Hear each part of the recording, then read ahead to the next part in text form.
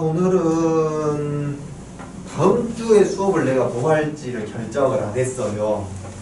어쩌면은 다음 주가 특강 마지막이 될 수도 있거든요. 그럼 이제 계약을 하고 그러면은 시간표가 어떻게 되는지 모르니까 아니 다음 주 3월 달부터는 어떻게 수업할지 모르겠는데 다음 주에 만약에 조선 전기 수업을 더 이상 안 하고 다른 걸 내가 계획한다면은 오늘이 조선 전기의 마지막 시간이 될 것 같습니다. 여러분들 지금까지 조선 전기의 고전 시가들을 배웠어요. 시조하고 가사에 해당하는 작품들을 배웠고 오늘이 이제 가사를 마무리 짓는 시간이 될 것 같습니다. 조선 전기가 이렇게 끝날 수 있다면 얼마나 좋을까.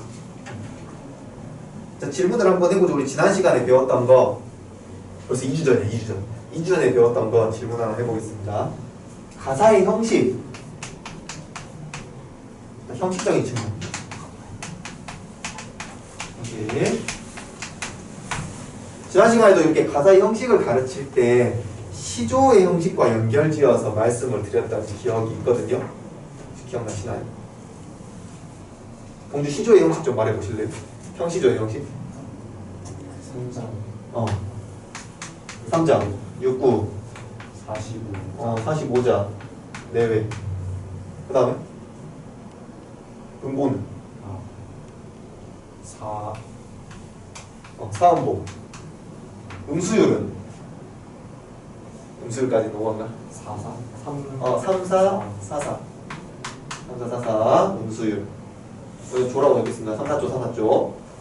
시조라는 녀석이 너무나 제한되어 있는 글자 수이기 때문에 내가 마음에 먹은 정서나 주제의식을 다 드러내기에는 한계가 있었다고 했습니다. 그래서 사대부들이 좀 더 자유롭게 내 마음을 표현하기 위해 만든 게 가사라고 했었어요. 그래서 3장도 위로 올라가고 6구는 그냥 내버려 두고 4음보도 올라가고 3, 4조, 4, 4조도 올라가고 단 하나 뭐만 바뀌어요? 요것만 무제한으로 늘어나는 것이 가사의 특징이라고 했었습니다. 가사는 초중종이 아니라 서사, 본사, 별사라는 3장 구조의 이름을 갖고 있고요. 사음보의 연속체라는 말씀을 드렸습니다. 연속체. 연이 나뉘는 것이 아니라 한 연으로 아무리 길어도 1연으로 구성되어 있는 것이 연속체이죠. 그래서 사음보의 연속체. 3, 4조, 4, 4조는 그대로 올라갈 것이고 이제 맨 마지막 가사의 맨 마지막 글자 수가 3, 5, 4, 3의 글자 수를 유지하면 이걸 정격 가사라고 하고 유지하지 않으면 변격 가사라고 한다. 요것 정도가 오늘 추가로 말씀을 드렸습니다. 근데 내가 정격 가사, 변격 가사 이걸 3, 5, 4, 3을 글자 수를 세어보는데 안 지켜지는 작품도 많더라고요. 그러니까 정격 가사라고 이름을 붙이는데 3, 5, 4, 3이 딱 들어맞지 않는 경우들도 많이 있어. 어제만 봐도 어떤 작품을 봤냐면은 3, 4, 4, 4 3, 4, 4, 4 봤는데 정격 가사네. 아이씨, 플러스 마이너스 한 글자 정도 더 봐주는 건가? 3, 4, 4, 4 됐는데도 정격 가사라고 하길래 그래 그러려니 하자 라고 생각을 했습니다. 가사의 형식 중에서 제일 중요하게 제가 생각하는 것은 요 녀석이라고 했어요. 그래서 음보는 여러분들이 새로운 작품을 보면서 읽고 요즘 볼까? 하고 끊어서 찾으려고 생각하면은 헷갈릴 때가 되게 많습니다. 그냥 외워버리시는 게 좋아요. 가사는 사음보다, 시조도 사음보다, 두 개의 공통점 사음보다라고 묶어주시면 좋을 것 같습니다. 가사에 대한 형식 오랜만에 떠올려 보았어요. 꼭 기억하면 좋을 것 같은 내용이라서 오랜만에 떠올려 보았고 오늘은 이제 송미인곡 이야기를 하겠습니다. 송미인곡. 지난번에 정철이라는 작가에 대해서 수업을 했었어요. 정철. 했었죠? 되게 금수저 집안, 다이아 수저 집안에서 태어나가지고 이 사화를 겪으면서 담양 창평으로 가서 공부를 열심히 한 다음에 벼슬을 얻어가지고 활동을 붕당정치 이제 활동을 하다가 거기서 동인들의 모함을 받기도 하고 자기가 또 권세를 얻기도 하고 이런 식으로 관동별곡, 삼인곡, 송미인곡을 지은 배경에 대해서 설명을 드린 적이 있었습니다. 저번에 배웠던 삼인곡은 똑같이 어떤 모함을 받는다거나 혹은 정권에서 밀려나서 유배를 가게 되었는데 그 창평, 담양 창평 송강정이라는 곳에서 유배지에서 쓴 가사였습니다. 그래서 유배가사라는 말씀 드렸었고요. 그 3인곡의 3인곡 2가 이름이 송미인곡입니다. 송미인곡. 그 2에 대해서 오늘 배울 거예요. 송미인곡. 교과서에서도 많이 나오는데 아마 배우신 분도 있을 것 같고 혹은 이름만 들어보고 아직 배워보지 못하신 분도 있을 것 같습니다. 삼인곡도 한번 떠올려 보도록 하죠. 삼인곡 스토리가 어땠는지. 삼인곡은 충신연주지사라는 말씀을 드렸습니다. 충신연주지사. 예비? 충신연주지사라는 단어를 보면은 꼭 한 가지 말을 덧붙여야 된다라고 설명을 드렸는데 뭐였는지 혹시 기억나세요? 그거죠. 여기 말한 충신이 시적 화자가 혹은 이 작품을 쓴 작가가 신하가 여성 화자, 남자이지만은 여성 화자로 드러난다고 했었습니다. 이거는 충신연주지사에서 필수적으로 여러분들 아셔야 될 내용이에요. 여성 화자, 그리고 이 여성 화자가 사랑하는 님, 이런 관계죠. 이런 관계. 여기 신하, 이게 왕. 삼인곡에서는 이 여성 화자가 선녀로 등장했어요. 선녀. 그리고 이미 옥황상제로 나오는 것이었죠. 그래서 선녀가 옥황상제를 사랑하다가 뭐라고 해야 될까? 내용에서 이런 거 있었어요.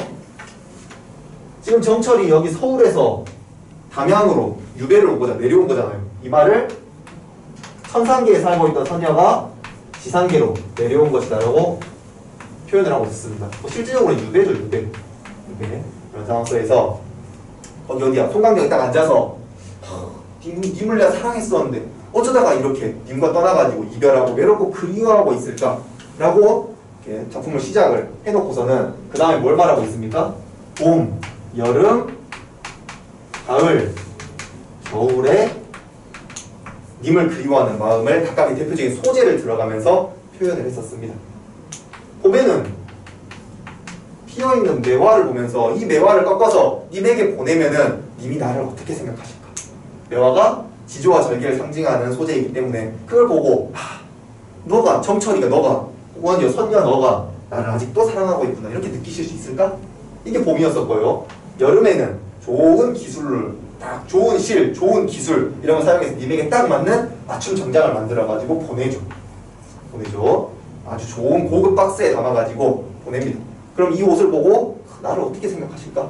이런 마음이 여름에 들어있었거든요. 가을에는 높이 떠오른 달을 보면서 야, 저 달이 온 세상을 환하게 비추고 있는데 우리 왕의 어떤 선정이라고 적어볼게요. 선한 정치력도 저 달빛처럼 온 세상을 비추면 좋겠다라고 임금의 선정에 대한 기원을 하는 내용이 가을이었습니다. 겨울은 여기는 북쪽이고 여기는 남쪽이다 보니까는 북쪽에 비해서 남쪽이 따뜻하겠죠. 여기도 이렇게 추운데 님이 계신 북쪽은 얼마나 더 추울까? 나에게 내 주변을 감싸고 있는 이 그나마 따뜻한 봄 기운을 북쪽에 님에게 보내고 싶다. 이런 설명을 했던 게 본사였어요. 서사, 본사, 결사 중에서 이 내용이 서사, 이 내용이 본사였습니다. 마지막 결사는 뭐였을까요? 결사 혹시 기억나실까? 결사는 야, 이렇게 날마다 고민만 하고 있어봤자 뭐하냐. 님에게 다가갈 수도 없고 차라리 죽어서 범나비가 되어가지고, 범나비는 호랑나비예요. 호랑나비가 되어서 이 꽃, 저 꽃 앉아가지고 향기를 몸에 묻힌 다음에 이 향기를 다시 님의 옷에 묻혀서 향기로라도 남고 싶어 한다는 마음을 드러내고 있었습니다. 기억나시나요? 여러분들이 3위인곡을 원문으로 보진 않았잖아요. 원문으로 보지도 않았고 그 속에 쓰여있는 표현기법 하나하나까지 세밀하게 보진 않았어요. 기억해야 될 건 뭐예요? 요것은 기억해 주셨으면 좋겠습니다. 3위인곡 하면 이런 내용은 기억나시는 게 좋을 것 같아요. 충신연주지사, 선녀, 옥황, 유배지역, 유배의 가사, 그 다음에 사계절, 시간의 흐름에 따라서 시상을 전개하고 있었고 마지막에 죽어서까지도 그 지조와 정절을 변함없이 지키겠노라라는 것이 담겨있는 노래이다. 이렇게 정리하시면 좋겠습니다. 자, 오늘 송미인곡은 똑같아요. 이거 2입니다. 이거 2여서 연결되는 지점이 좀 있어요. 그게 뭐냐면은 여기 나와 있는 선녀가 또다시 한 번 더 등장합니다. 송미인곡도 충신연주지사거든요. 당연히 여성 화자가 등장을 해요. 그게 정철을 의미할 것이고요. 그 선녀가 똑같은 이 선녀라고 보시면 좋을 것 같습니다. 아시죠? 그럼 이제 설명을 하면서 지우기도 하고 또 덧붙여서 쓰기도 하고 그렇게 해보겠습니다. 문호? 자, 3위인곡은요 독백체인가요? 대화체인가요? 대화라는 것은 이 선녀가 하는 말을 듣는 구체적인 청자가 있어야 대화체계잖아요. 서로 말을 나누는 것. 그런 사람이 지금 제가 설명 안 드렸었죠. 즉 그러니까 독백지야 독백지. 자기가 느끼는 사계절에 느끼는 자신의 정서를 스스로 그냥 혼자서 풀어낸 독백지에 해당하게 되겠습니다. 근데 여기 송민국은 감녀라는 인물과 을려라는 인물이 등장해요. 이 을려가 여기 나와 있는 선녀입니다. 을려가 여기 나와 있는 선녀예요. 이 둘이가 대화를 하는 대화체로 구성이 되어 있습니다. 일단 구조적으로는 이게 차이점이기 때문에 그걸 알고 들어가시면 좋겠습니다. 자, 아래 있는 현대어를 보도록 할게요. 현대어. 감녀가 먼저 물어봅니다. 저기 가는 저 값이 언제 본 적도 있는 것 같아. 천상의 백옥경 여러분 알아두셔야 됩니다. 옥강상제가 사는 곳이에요. 많이 나온 단어니까는 백옥경 알아두시면 좋겠습니다. 백옥경, 백옥루 이런 식으로 비슷한 단어들이 나오면은 옥강상제 집이구나 생각하십시오. 저희 가는 저 값이 옛날에 본 적도 있는 것 같아. 저기 하늘에서 백옥경에서 살았던 것 같은데 거기 있었던 것 같은데 왜 어찌하여 그곳과 이별을 하고 해가 다 저문 날에 누구를 보러 그렇게 돌아다니고 계시는가? 라고 감녀가 을려에게 물어보았어요. 여기까지가 감녀입니다. 가 옆에다가 이렇게 적어주시면 좋겠어요.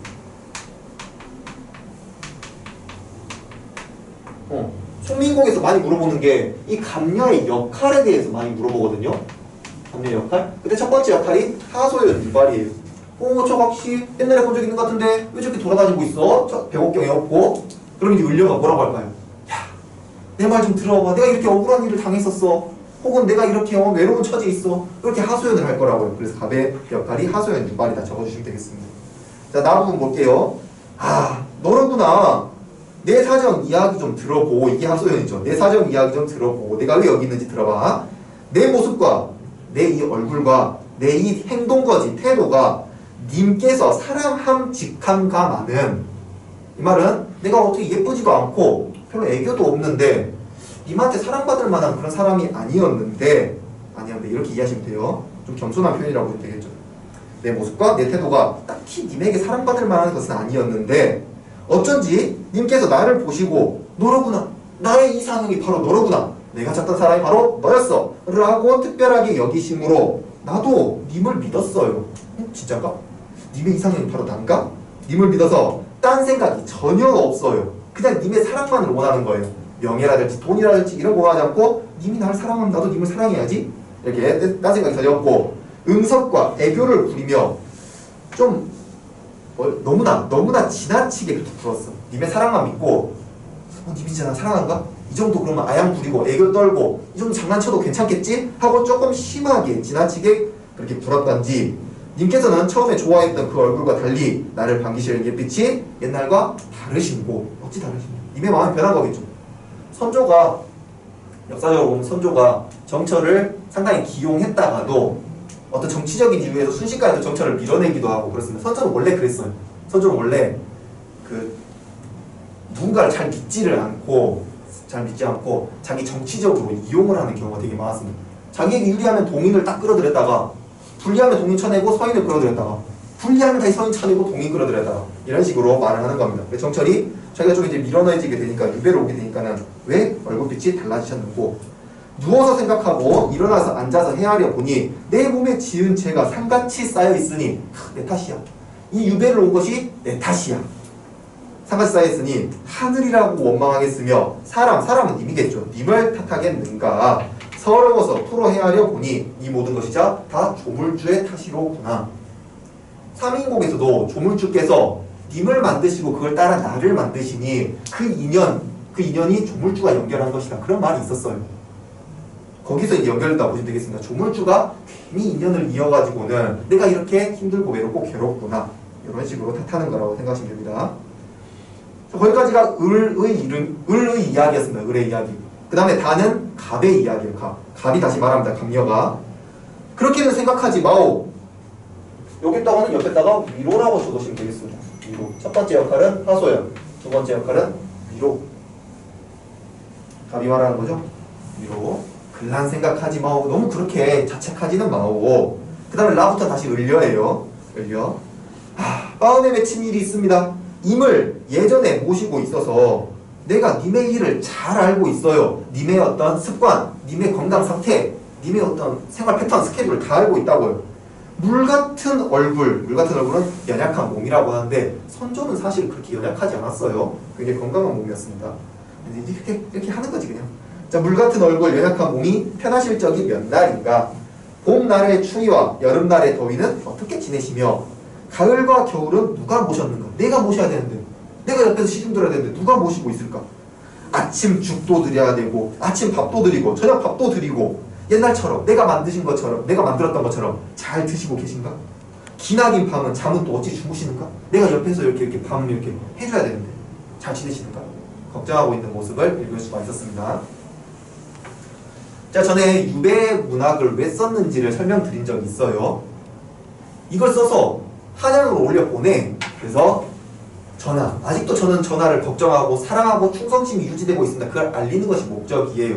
이게 알리는 게 목적이기 때문에 나에서 을려의 말에서 나도 그렇고 라도 그렇고 전부 다 님을 원망한다거나 님을 탓한다거나 그러지 않고 내 잘못입니다. 그리고 여전히 님을 사랑합니다. 그런 내용들이 다 적혀 있습니다.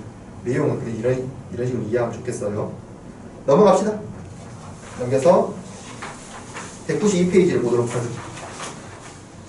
만약에 송리인곡을 전문으로 내지 않고 절반을 잘라서 낸다면은 이 뒷부분을 낼 것입니다. 저뿐만 아니라 많은 선생님들이 그렇게 생각하시고 내기 때문에 뒷부분을 좀 잘 보세요.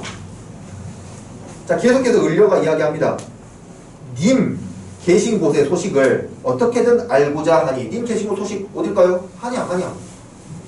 지금 이 작품 속에서만 본다면은 천상계일 것이고요. 그게 아니라 역사적으로 본다면, 사실적으로 본다면은 한양이 되겠죠. 님 계신 곳의 소식을 어떻게든 알고자 하니 오늘 또 거의 다 지나가 버렸구나. 내가 너무 님의 소식을 막 어떻게 전할까, 어떻게 알아볼까 하고 수소문하고 다니다가 소득은 얻지 못하고 날이 다 지나가 버렸습니다. 내일이나 님의 소식을 전할 사람은 올까? 우편 부러질지 택배 기사가 와야 뭘 물어보든 전달하든 그럴 텐데 안 와. 너무 외진 곳에 있어서 안 와. 내 마음을 둘 데가 없다. 어디로 가자는 말인가? 어디로 가야 님의 소식을 알 수 있단 말인가? 이렇게 앉아있어서 안 되겠어. 내가 어딘가로 가봐야지. 나무를 붙잡거니 바위를 밀거니 높은 산에 올라가 보니. 여러분 등산, 험한 산을 등산해 보면 아시겠지만은 진짜 험한 산에는요 발로만 갈 수 없습니다. 진짜 나무 붙잡고 바위 밀면서 진짜 그렇게 가야 돼요. 군대 가면 여러분들 이제 타게 될 산들이 그렇게 생겼습니다. 자, 높은 산에 올라가 보니 이렇게 해서 산 꼭대기에 올라오니까 한양이 보일까? 님이 보일까? 하고 쳐다보니 보여요? 안 보여요? 안 보여. 왜? 구름은 물론이거니와 안개는 또 무슨 일인가? 구름에 세모 치시고요, 안개에 세모 치시고 해보시기 바랍니다. 자, 님 스토리 어때요? 님을 보려고 산에 올라왔는데 님이 안 보여. 그 이유가 구름과 안개입니다. 지지난주에 관습적 상징에 대해서 배웠었어요. 구름 의미가 뭐였습니까? 혹은 지금 여기서 의미가 무엇일까요? 구름과 안개 의미가 뭘까요? 희서 말할 수 있어요? 지난주 관습적 상징 이야기하면서 구름과 안개에 대해서 설명드렸습니다. 여기서 그냥 그대로 쓰이고 있어요. 뭘까? 간신이라고 이해하면 좋겠죠. 간신. 사실상은 님을 볼 수 없도록 만드는 장애물이라고 보시면 되는데, 장애물이라고 보시면 되는데 관습적 상징의 의미로서는 간신. 정철의 입장에서는 간신이죠. 왕과 자기를 갈라놓았으니까. 사실상은 이제 동인이라고 의하면 될 것 같습니다. 동인. 자신을 유배 보내버린 모함을 한 동인이라고 생각하시면 좋겠고요. 동인의 입장에서는 정철이 간신이겠지. 그러나 구름, 안개는 장애물이라고 보시면 좋습니다. 장애물, 관습적 상징이에요. 자, 구름은 물론이거니와 안개는 무슨 일인가? 산천이 어두우니 해와 달을 어찌 보며. 해와 달은 동그라미를 치시면 좋겠습니다. 지금 님을 보기 위해서 산을 올라갔어요. 그래서 해와 달을 볼 수가 없다고 말하니까 해와 달은 님이 될 것 같습니다. 님의 소식 혹은 님이 될 것 같아요. 산천이 어두우니 해와 달을 어찌 보며. 가까운 거리도 모르겠는데 천리를, 안개가 잔뜩 낀 천리를 어떻게 바라보랴. 천리는 님과 나의 떨어져 있는 거리를 의미한다고 생각하면 될 겁니다. 자, 산에서는 못 보겠어. 도저히 산에서는 님을 못 보겠으니까 차라리 물가에 가서 뱃길이나 알아보고자 하니 바람과 물결로 어수선하게 되었구나. 이번에는 물에 가서, 산이 안 되면 물로라도 가야죠. 강이라도 가야지. 배 타고라도 한번 님에게 가볼까 생각하고 강에 갔습니다. 그랬더니 뭐가 치고 있어요? 바람이 쌩쌩 불고 있고 물결이 너무 거세기 때문에 배가 갈 수가 없는 상황이에요. 바람의 세모, 물결의 세모를 칠 수가 있겠죠. 바람의 세모, 물결의 세모. 그럼 위에 있던 구름, 안개, 바람, 물결이 다 동일한 의미로 장애물이 될 것입니다. 공간은 다르지만 장애물로서의 역할은 똑같아요. 바람과 물결로 어수선하게 되었구나. 사공은 어디 가고 빈 배만 걸려 있는가? 빈 배에다가 네모를 쳐보시기 바랍니다.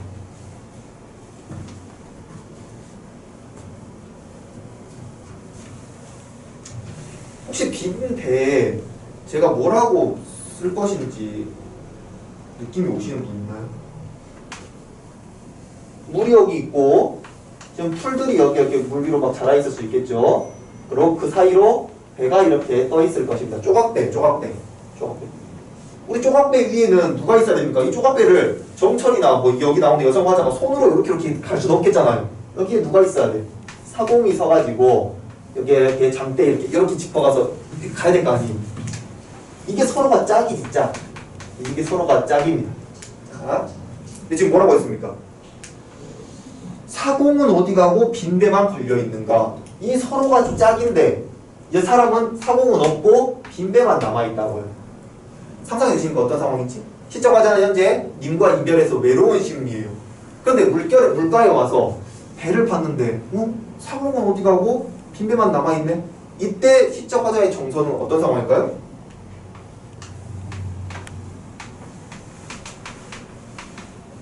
이런 상황이겠지. 이런 상황. 야, 나도 외로운데 이 빈배를 보니까 더 외로워진다. 자, 빈배의 역할 뭡니까? 말할 수 있으신 분?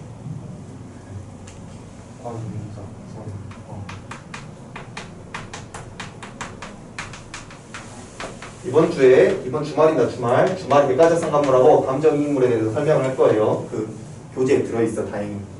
그거에 대해서는 정확하게는 그때 설명을 드리기로 할 것이고요. 시적 화자의 정서를 심화시키거나 촉발시키는, 유발시키는 대상, 자연물들을 객관적 상관물이라고 이름 붙입니다. 빈배, 객관적 상관물.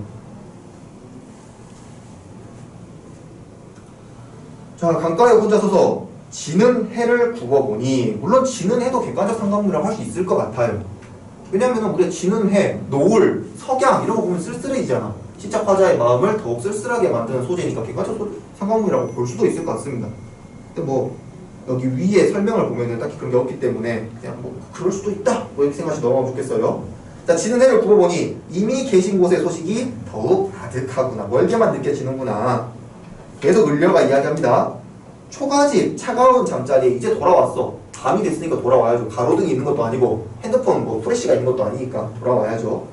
초가집 차가운 잠자리에 밤중에 돌아오니 벽에 걸린 등불 네모. 벽에 걸린 등불 네모. 이건 현대말로 하자면은 무드등 정도로 보시면 좋을 것 같아요. 뭐 저도 무드등을 써본 적은 한 번도 없지만은 무드등은 뭡니까? 서로 커플이라든지 신혼부부가 서로 이렇게 무드 분위기 띄우려고 하는 거잖아요. 자, 누구를 위해서 무드등이 켜져 있는 거예요? 커플을 위해서 켜져 있는 겁니다.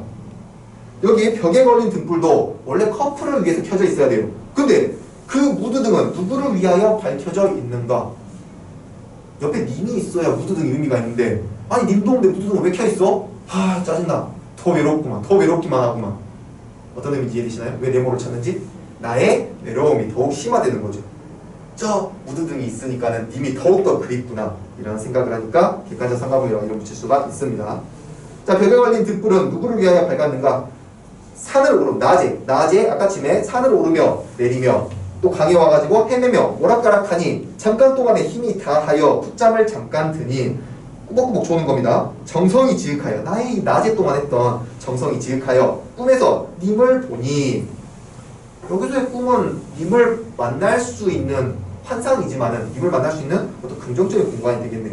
자, 꿈에서 님을 보니 옷 같던 님의 모습이 반 넘게 늙었구나. 그 잘생기고 그 꽃미남이었던 선조의 얼굴이 꿈속을 보니까는 내가 유배와 있던 시절 동안 다 늙어버렸어. 아이고, 님 왜 이렇게 고생하십니까? 제가 있어야 되지 않았었나요? 이런 생각 이제 꿈에서 하겠죠. 님의 모습에 반 넘게 늙었구나. 마음에 먹은 말씀 실컷 아뢰고자 하니, 마음에 먹은 말씀은 뭐야? 님 여전히 전 사랑해요. 다신 이별하지 말아요. 절 빨리 불러주세요. 이런 말씀일 겁니다. 눈물이 계속 나니 말인들 어찌하며 정을 못다 풀어 못마저 메이니, 방정맞은 닭소리에 잠은 어찌 깨었던가. 질문 하나 하겠습니다. 닭소리예요? 세모를 쳐야 될까요? 동그라미를 쳐야 될까요? 네모를 쳐야 될까요?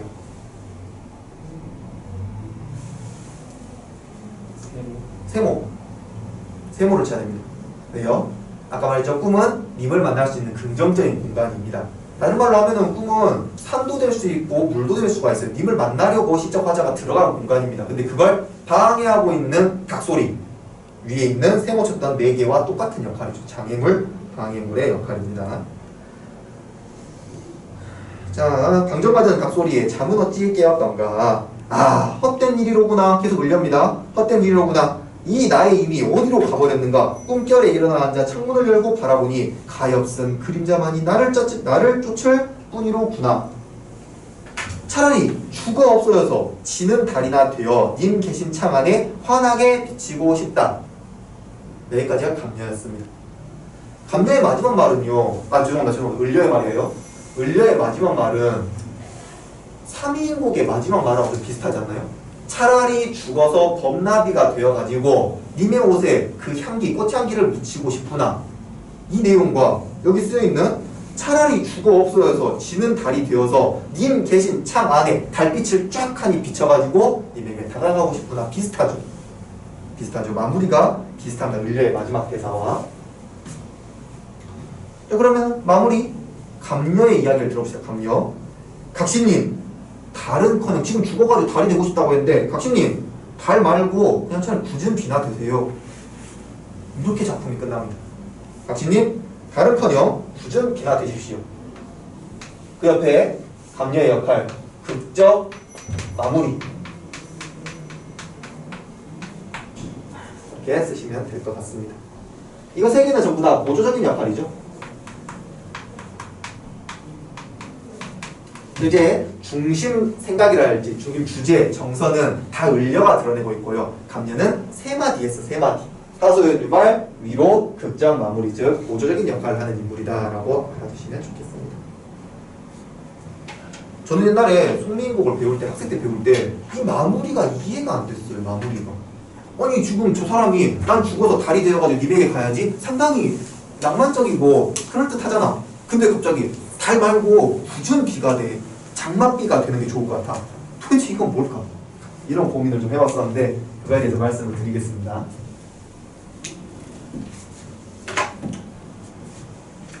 을려의 생각은 이렇게 보시면 될 것 같아요. 을려의 생각은. 자, 시적 화자인 을려가, 선녀가 여기 있어요. 여기 있고 님께서는 지금 밤이니까 여기 한양의 경복궁에 누워가지고 잠을 자고 있겠죠. 누워서 잠을 잘 것이고 여기 창문이 있다고 칩시다. 창문이 있어요. 이 먼 창평 담양에서 선조를 그리워하고 있는 정철의 모습입니다. 어떻게 해서 님의 소식을 알고 싶고 님을 보고 싶지만은 이 사이에 산이 있고 강이 있지만은 빈비만 걸려있는 채 사공은 없고 그러니까 여기를 갈 수가 없어. 어떻게 하면 되겠어요? 을려의 마지막 말처럼 내가 죽어가지고 달이 되어서 요걸 넘어서 가고 싶다고. 넘어서 가. 여기까지 가면 어떻게 할 수 있습니까? 달빛으로 님에게 다가갈 수가 있겠죠. 이런 마인드였습니다. 이런 마인드였습니다. 괜찮지 않나? 나의 사랑이 영원하고 죽어서도 변하지 않을 것이다. 괜찮은 것 같습니다. 근데 왜 감녀는 이 달빛이 아니라 굳은 비, 굳은 장맛비가 되라고 했을까요? 왜 했을까요? 감녀와 을려는 사실 나뉘어지긴 했지만은 그리고 중심적인 인물이 을려이긴 하지만 사실상 둘 다 누굽니까? 정철이죠. 사실상 충신 연주지사에서 정철 둘 다를 의미하겠죠. 정철이 하고 싶은 말을 감녀도 하고 을려도 하고 있겠죠. 감녀도 하고 을려도 하고 있을 겁니다. 그러니까 을려의 이 마음, 달이 되고 싶다는 마음도 정철의 마음이지만 감녀, 굳은 비가 되라고 하는 이 말도, 감녀의 말도 정철의 마음이에요. 달은 이 자리에 왔을 때는 빛을 비춰가지고 님에게 다가갈 수 있어. 근데 달은 필연적으로 어때요? 다시 지나가야 되죠. 이때 어떻게 할 거야? 이때 못 가잖아. 달은 굉장히 일시적이에요. 죽어서 님에게 다가갈 수 있지만은 그 순간이 너무나 일시적이고 멀어. 너무 멀어. 근데 굳은 비는요. 님이 이렇게 길을 짝짝짝짝 가고 있을 때 장맛비가 되어가지고 여기다 비를 뿌리는 거예요. 그러면 이 달빛에 비해서 훨씬 더 직접적으로 님에게 달라붙고 다가갈 수가 있잖아요. 그렇죠? 이렇게 이해를 하시면 좋겠습니다. 그래서 달은, 여기 있는 달은 흔히 말할 때 자소서를 보면요 소극적이라는 말을 하고요 부준비는 적극적이다라는 말을 합니다. 적극적. 님에게 바치는 그 사랑의 태도가 달빛은 소극적이고 그 다음에 부준비는 적극적이다 이런 식으로 태도가 정철의 태도가 이런 식으로 드러나고 있다고 설명을 합니다. 알아두시면 좋겠어요. 자, 3인곡이 1이라고 했고 송민곡이 2라고 했습니다. 그리고 3인곡의 결말이 이 달이 되고자 하는 마음과 비슷하다고 했습니다. 달은 소극적이라고 했어요. 근데 송민곡은 적극적으로 끝맺음을 맺고 있습니다. 3인곡과 송민곡을 비교할 때 어떤 말을 하냐면은 정철의 태도가 소극적에서 적극적으로 변했다. 3인곡이 1이고 송민곡이 2니까 소극에서 적극으로 변했다. 이런 말들을 하곤 합니다. 이게 결말을 보면서 하는 이야기였어요. 되셨습니까? 이렇게 해서 송민곡 보았습니다. 송민곡 191조가 한번 봐보도록 하죠. 191조 다 했던 이야기가 적혀있어요. 191조 이렇게 있습니다. 자, 송민곡의 전개 방식이라는 말이 있는데 한마디로 뭐 쓰면 될까요? 대화체라는 말을 쓰면 되죠. 송민곡의 전개 방식은 감료와 을려가 대화를 하는 구성이다. 그래서 서사도 그렇고 본사도 그렇고 결사도 그렇고 전부 다 대화체라고 쓰여있죠. 대화, 질문, 답변, 질문, 위로, 하수 이런 식으로 그런 말이었고요. 그 다음에 송민곡의 두 화자의 성격, 감료와 을려의 성격 혹은 역할에 대해서 말을 하는 겁니다.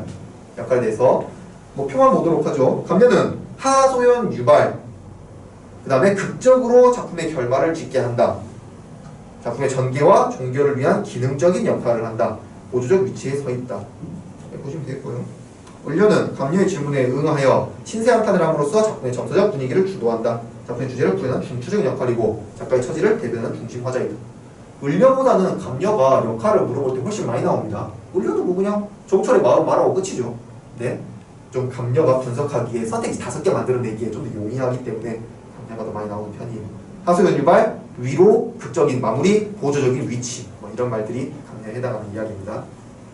맨 밑에 3인과 송민곡을 비교하는 표가 있는데 지금까지 뭐 수능이나 모의고사에서 3인곡과 송민곡을 동시에 낸 다음에 이렇게 물어보는 일은 없었어요. 너무 잔인해. 3인곡, 송민곡 2개 동시에 내면 너무 잔인해.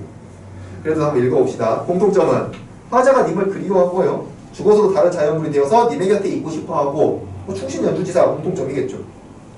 차이점은 3인곡은 사계절에 따라서 봄, 여름, 가을, 겨울이 본사에 적혀 있는데 송민곡은 계절은 상관없이 대화체로 이루어져 있죠. 3인곡은 백체, 송민곡은 대화체. 표현은 보실 필요 없습니다. 표현은 보실 필요 없고 화자의 태도 3인곡은 소극적인 태도 범나비가 되어서 향기만 묻히고 나는 빠이빠이 소극적이죠. 그 다음에 송민곡은 다른커녕 굳은 비나되겠다. 그래서 님에게 자신의 마음을 보이게 된 적극적인 태도. 여기까지 하시면 될 것 같습니다. 지난 시간에 우리 면함정과 3인곡 배웠고는 송민곡까지 배웠어요. 그래서 스토리라도 좀 잘 기억하시고 다음에 배울 때는 원문으로 배울 때 조금 더 수월하게 여러분들이 읽으셨으면 좋겠습니다. 여기까지 하고 잠깐 쉬었다가 끊었다가 뒤에 있는 것들 해보겠습니다.